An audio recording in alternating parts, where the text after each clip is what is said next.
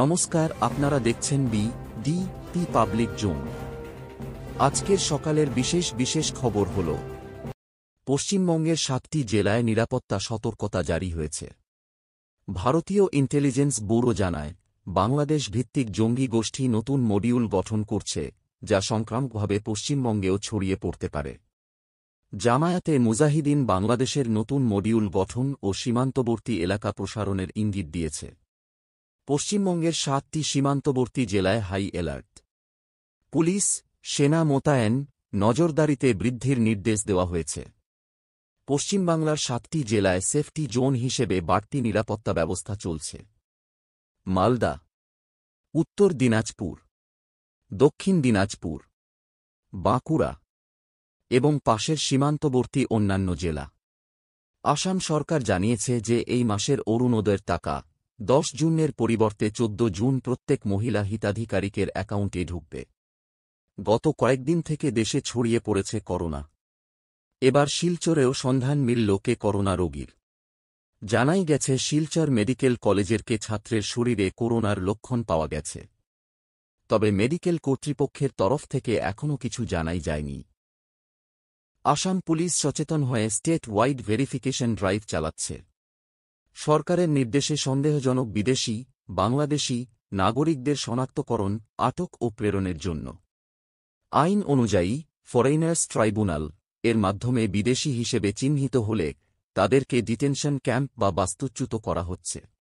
Donald Trump বলেছেন, যুক্তরাষ্ট্র middle east থেকে সাময়িকভাবে কিছু অজরুরি ব্যক্তিকে সরিয়ে নিচ্ছে, কারণ এটা একটি বিপজ্জনক জায়গা হতে পারে। এর মধ্যে রয়েছে ইরাকে যুক্তরাষ্ট্র দূতাবাসের বেশ কিছু কর্মী ও মধ্যপ্রাচ্যে সেনা পরিষদের সদস্যরা। ট্রাম্প মন্তব্য করেছেন, ইরান পারমাণবিক বোমা তৈরি করতে পারবে না, এটা খুবই সরল কথা। ট্রাম্প ইরানের সঙ্গে পারমাণবিক আলোচনা নিয়ে আর এতটা আত্মবিশ্বাসী নন। ইরান বার্তা দিয়েছে, যদি তাদের ওপর আক্রমণ হয়, তারা যুক্তরাষ্ট্রের হারের গন্তব্যস্থলগুলি বিনা দ্বিধায় লক্ষ্য করবে।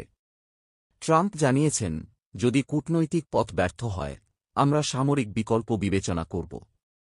ইরান বলেছে, আমরা যুদ্ধবিমান ঘাঁটিগুলিতে হামলার জন্য প্রস্তুত। ভারতের প্রধানমন্ত্রী নরেন্দ্র মোদীর সঙ্গে সরাসরি সাক্ষাৎ করতে হলে এখন থেকে বাধ্যতামূলকভাবে কোভিড-19 পরীক্ষার রিপোর্ট জমা দিতে হবে। বিশেষ করে বিদেশি প্রতিনিধি দল, উচ্চপদস্থ আমলা এবং গণমাধ্যমের প্রতিনিধিদের ক্ষেত্রেই এই নিয়ম কার্যকর করা হয়েছে। সরকারি সূত্রে জানা গেছে, কোভিড সংক্রমণ আবার কিছুটা বৃদ্ধি পাওয়ায় সতর্কতা হিসেবে এই পদক্ষেপ নেওয়া হয়েছে। পশ্চিমবঙ্গের দক্ষিণ 24 পরগনার মহেশতলা ও নদিয়াল এলাকায় বুধবার দুপুরে হঠাৎ করে দুই সম্প্রদায়ের মধ্যে উত্তেজনা ছড়িয়ে পড়ে, যার জেরে ব্যাপক সংঘর্ষ ও হিংসার ঘটনা ঘটে। ঘটনার জেরে এলাকা জুড়ে চরম আতঙ্ক তৈরি হয়েছে। প্রত্যক্ষদর্শীদের মতে, একটি অস্থায়ী দোকান ও তুলসী মঞ্চ ঘিরে শুরু হওয়া ছোটখাটো বিতর্ক দ্রুত দুই সম্প্রদায়ের মধ্যে মারাত্মক সংঘর্ষে রূপ নেয়। একে অপরের দিকে পাথর ছোঁড়ার পাশাপাশি রাস্তায় থাকা যানবাহনে অগ্নিসংযোগ ও ভাঙচুরের ঘটনাও ঘটে। এতে কয়েকজন পুলিশকর্মী আহত হন, যার মধ্যে একজন মহিলা কনস্টেবল রয়েছে। রাজা ও সোনাম দুজনেই মধ্যপ্রদেশের ইন্দোরের বাসিন্দা। চোখ ধাঁধানো রাজকীয় বিয়ে হয় তাদের 11 মে। হানিমুনের জন্য 20 মে পাড়ি দেন উত্তর পূর্ব ভারতের মনোরম শহর শিলংয়ে। কিন্তু সবকিছু বদলে গেল 23 মে। সেদিন সোহরার পাহাড়ি ট্রেইলে গিয়েছিলেন রাজা ও সোনাম। আর সেখানেই ঘটে সেই ভয়ানক ঘটনা। রাজা নিখোঁজ হন, পরে তার মৃতদেহ পাওয়া যায় উইসাওডং জলপ্রপাতের নিচে গভীর গিরিখাতে। প্রথমে এটি দুর্ঘটনা মনে হলেও তদন্তে উঠে আসে একের পর এক চাঞ্চল্যকর তথ্য। CCTV footage, mobile location, call record, সবকিছু যেন ধীরে ধীরে মুখ খুলতে থাকে। এরই মধ্যে ঘটনার 15 দিন পর সোনাম নিজেই ধরা দেন উত্তরপ্রদেশের গাজীপুর থানায়। তদন্তের মুখোমুখি হতেই সোনাম স্বীকার করেন সব সত্য। রাজ কুশওয়াহা এবং 4 জন হিটম্যান, আকাশ রাজপুত, আনন্দ কুর্মী, বিশাল ও বিকাশ চৌহান, তারা রাজাকে খুন করে গভীর গর্তে ফেলে দেয়। গত 9 জুন বরপেটা রোড সারভোগের সীমান্তবর্তী এলাকায় অবস্থিত বেকি নদীতে চান করতে গিয়ে নিরুদ্দেশ হয়েছিলেন আলী হোসেন নামের এক যুবক। অবশেষে স্থানীয় মানুষেরা তারপর মৃতদেহ নদী থেকে উদ্ধার করেন। কাছাড়ের অতিরিক্ত জেলা কমিশনার ধ্রুবজ্যোতি হাজারিকাকে গুয়াহাটি পুর নিগমের যুগ্ম কমিশনার পদে বদলি করা হয়েছে। বুধবার দিশপুরে জারি করা রাজ্যের পার্সোনাল বিভাগ এক আদেশ যুগে বর্তমানে গুয়াহাটি পুর নিগমের যুগ্ম কমিশনার পদে কর্তব্যরত হেমাঙ্গ হাজারিকার জায়গায় কাছাড়ের জেলা কমিশনার পদে বদলি করা হয়েছে।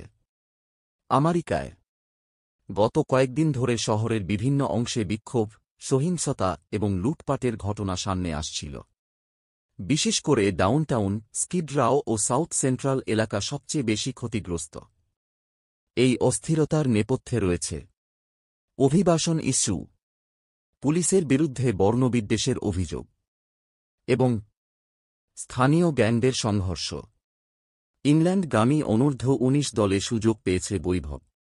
একটি প্রস্তুতি ম্যাচে 90 বলে 190 রান করে সবাইকে তাক লাগিয়ে দিয়েছে। অবলীলায় 4 ছক্কা মেরেছে বৈভব।